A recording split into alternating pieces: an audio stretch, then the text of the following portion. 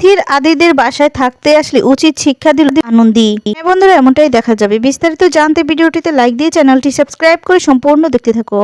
গল্পের শুরুতেই দেখা জিনিসটা খাবার বানানোর জন্য অনেক করে জোর করতে থাকে বিজয়াকে আনন্দী, কিন্তু বিজয়া কিছুতেই রাজি হতে চায় না। এরপর অনেকভাবে অনেক কিছু করে আনন্দী রাজি করায়। এদিকে দেখা যাবে বাবা নন্দিনী এবং আরো দু জজ অনেকেই খাবার নিয়ে এসেছে। সবার খাবার টেস্ট করে দেখতে থাকে। সবার টেস্ট করা হয়ে গেলে ঠিক তখনই ফলাফল জানাবে।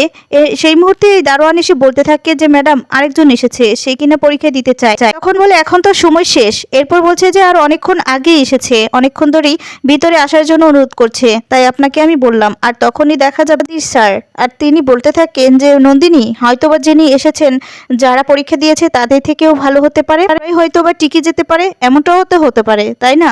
তাই আমাদেরকে একটু দেখা উচিত। এ কথা বললে তখন রাজি হয়ে যায়। এরপরে দেখা যাবে ভিতরে আসতে বলে। আর যখনই ভিতরে আসে তখন বিজয়াকে দেখে চমকে যায় নন্দিনী। আর নন্দিনী তখন উঠে দাঁড়ায়। এরপর দেখতে পাই আদির বাবা দেখেও চমকে যায়। আদির বাবা দাঁড়িয়ে উঠে আর তখন বলতে থাকে তুমি এখানে? আদি তখন বলে সবাই যা করতে এসেছে উনিও তাই করতে এসেছেন, আমরা সবাই তাই করতে এসেছি। খাবারগুলো ওনাদেরকে দাও, ওনার টেস্ট করে দেখুক বলে বিজয়া খাবারগুলো সামনে নিয়ে যায়।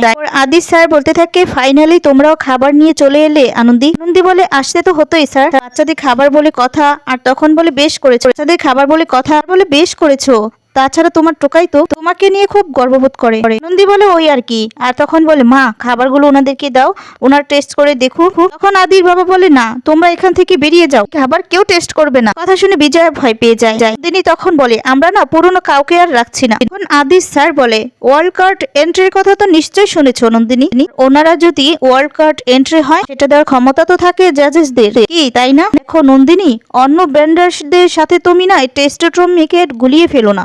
খাবারের কোয়ালিটি নিয়ে নিউজ হচ্ছে, যথেষ্ট ফাইনাল হয়েছে ওরা, আর ওদেরকে নিয়ে কাভারেজটা দেখোনি তুমি? তোর আরেকজন জাজেস বলতে থাকে যে হ্যাঁ, তাছাড়া তো আমরা খোঁজ নিয়ে দেখেছি ওদের খাবার যথেষ্ট ভালো। কথা শুনে নন্দিনী আর কিছুই বলতে পারে না। এখন বলতে থাকে ওদেরকে অবশ্যই একটা সুযোগ দেওয়া উচিত। তখন বলে যোগ্য মানুষকে যোগ্য সুযোগ দিতে তোমার কিসের এত আপত্তি অনিরুদ্র?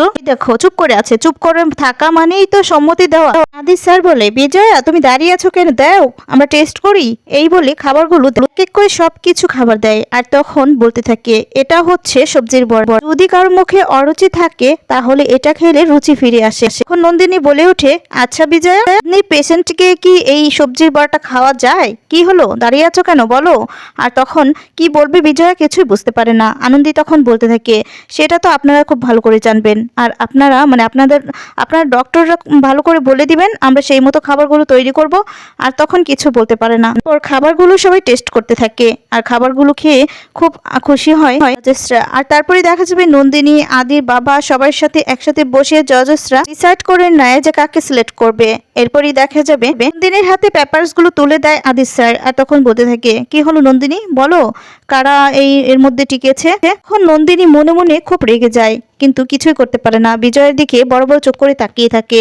এটা দেখে বিজয় ভয় পেয়ে যায়। তারপর বিজয়ের হাতে যখন পেপারসগুলো দিতে যাবে তখন বিজয়ের হাতে দিতে চায় না, জোর করে টাইট করে ধরে রাখে। আর বিজয় সেটা ছিনিয়ে নেয়। প্রথমত আনন্দীকে সাইনটা করতে বললে আনন্দী তখন বলে না, এই সাইনটা আমি করব না, যিনি আমাদের ওনার তিনি করবেন। আমাদের মা হচ্ছে টম্মির মা। আর তখন যা শুনে খুশি হয়ে যায় বিজয়া। আর বিজয় তখন বলতে থাকে আনন্দী আমি তো এই সমস্ত কাগজপত্র কিছু বুঝি না রে মা, তুই করবি সবকিছু, আমি বরং রান্নাবাড়ি সবকিছু করে দিব।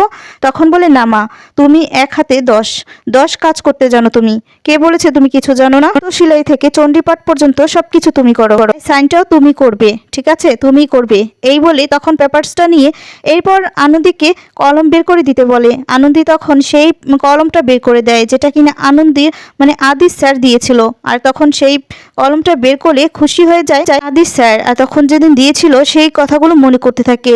এরপর বিজয় বলতে থাকে কোথায় সাইন করতে হবে, আর তখন দেখিয়ে দেয়, এরপর সেখানে সাইন করে। এরপর আদি স্যার বলতে থাকে এগ্রিমেন্টস এর যত পেপারস সমস্ত কিছু আনন্দীকে বুঝিয়ে দাও। আনন্দীর কথা শুনে খুব খুশি হয়ে যায় বিজয়া। তারপরে বিজয়া আনন্দীকে জড়িয়ে ধরে কাঁদতে থাকে।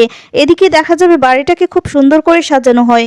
আর ঠাম্মি তখন তাদের বাড়ি কাজ কাজের মেয়েকে বলতে থাকে কি কি করতে হবে, তাই অনুযায়ী সমস্ত কিছু করে। তারপরে দেখা যাবে বলতে থাকে ও ঠাম্মি ঠাম্মি ওরা তো চলে এসেছে। এরপরে দেখতে পায় যে আনন্দীরা চলে এসেছে। আনন্দীদের দেখে খুব খুশি হয়ে যায়। আর আনন্দীরা যখন বাড়িতে ঢুকে তখনই দেখতে পায় এত সুন্দর করে বাড়ি সাজানো। এরপর তো পুরো চমকে যায়। তখন বলতে থাকে এত সুন্দর করে কে সাজিয়েছে আর কেনই বা সাজিয়েছে। এরপর বলতে থাকে বারে তোরা এত একটা বড় কাজ করলি আর এতটুকু করবে না। তখন আদি চলে আসে। সেলিব্রেশনটা তো করতেই হতো, আপনাদের এত বড় একটা অ্যাচিভমেন্ট সেটা উদযাপন করবো না আমরা, বললো একটা উদযাপন করতেই তো হতো তাই না, এটা আমাদের ক্ষুদ্র একটা প্রচেষ্টা, এটাই আর কি। আনন্দিতা খুব খুশি হয়ে যায়, বলতে থাকে সাফল্য উদযাপন তার মানে স্যার আপনি সবাই মিলে এগুলো করেছেন আমাদের জন্য করেছেন স্যার, আপনি যে কি ভালো না। এ কথা বলে আদিকে জড়িয়ে ধরে, যা দেখে সবাই অবাক হয়ে যায়। আদি বলতে থাকে না না সাবধান, এইসব কিন্তু করবেন না, আপনার সাথে আমার সম্পর্ক কিন্তু বন্ধু, শুধু বন্ধুত্বর সম্পর্ক, বন্ধুত্বর লিমিটটা ক্রস করবেন না, আমার থেকে এর বেশি আর এক্সপেক্ট করবেন না। নন্দী তখন আস্তে আস্তে বলতে থাকে যে হ্যাঁ সে আর কি বলতে, গুমরমুখ কোনখানকার, কোনো মধু তলে দেয়নি, সবসময় এমন মিষ্টি কথা তো বলতে পারে না। আর তখনই এদিকে আদি শুনতে পায়। আদি তখন বলতে থাকে এই বিড়বিড় করে আপনি কি বলছেন কি বলছেন একটু জোরে বলুন। আর তখন বলে না না কিছু না। এদিকে বিজয় বলতে থাকে মা তোমাদের এই সমস্ত আয়োজন কিন্তু খুব সুন্দর হয়েছে। হ্যাঁ, আর তখন বলে হ্যাঁ তা তো হবেই, কে করেছে তা তো দেখতে হবে, আমার দাদুভাই। চলে আসে আদির বাবা আর নন্দিনী। নন্দিনী এসে তখন বলতে থাকে এমন একটা সেলিব্রেশন কি কমপ্লিট করা যায় একটা স্পেশাল মানুষ ছাড়া। আর তখনই চলে আসে তিথি।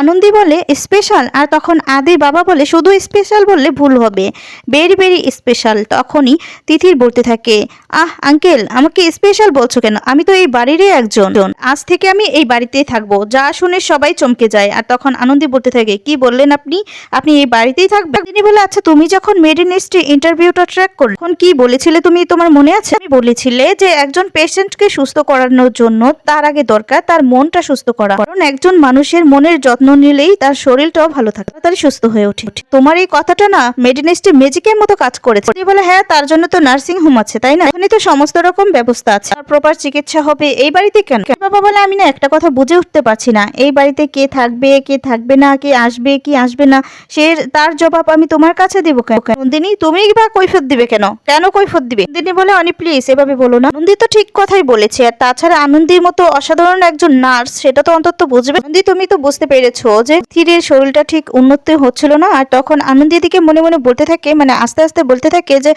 শরীর খারাপ থাকলে তো শরীর ভালো হবে। নন্দিনী বলে এক্সকিউজ মি কিছু বললে? তখন বলে না ম্যাডাম আসলে ম্যাডাম আমি না ঠিক বুঝতে পারছি, পরিবারের সাথে থাকলে মানে একসাথে থাকলে না ও তাড়াতাড়ি সুস্থ হয়ে যাবে। এরপর অনেক কথাই নন্দিনী বলতে থাকে। আর ঠিক তখনই ঠাম্মি বলতে থাকে আচ্ছা তোমরা বলছো যে ও পরিবারের সাথে একসাথে থাকলে মানে সুস্থ হয়ে যাবে, আচ্ছা ঠিক আছে ধরে নিলাম, হ্যাঁ এটা ঠিক কথা বলেছিল, কিন্তু ওর তো বাবা মা আছে, ওর কাকি কাকাই আছে, ওর তো পরিবার সেটা তাই না, তাদের সাথে থাকবে তাহলে ভালো হয়ে যাবে, এটা তো আর ওর পরিবার নয়, তাহলে ও এখানে থাকতে যাবে কেন? আরো অনেক কথাই ঠাম্মি বলে। ঠাম্মির কথা শুনে অবাক হয়ে যায় তিথি। তিথি তখন বলতে থাকে যে আসলে আমার বাবা মা তো বাড়িতে নেই, কাকাই কাকিমাও তো বিজনেসের ব্যাপারে বাহিরে গেছে, আমি একা এখন তো এই বাড়িতে আমি থাকতে চাইছি, তাছাড়া আমি তো আদির বন্ধু, একজন ভালো বন্ধু হিসেবে কি আমি এই বাড়িতে কিছুদিন থাকতে পারি না? আর তারপরে আরো অনেক কথাই আদির বাবাও বলতে থাকে।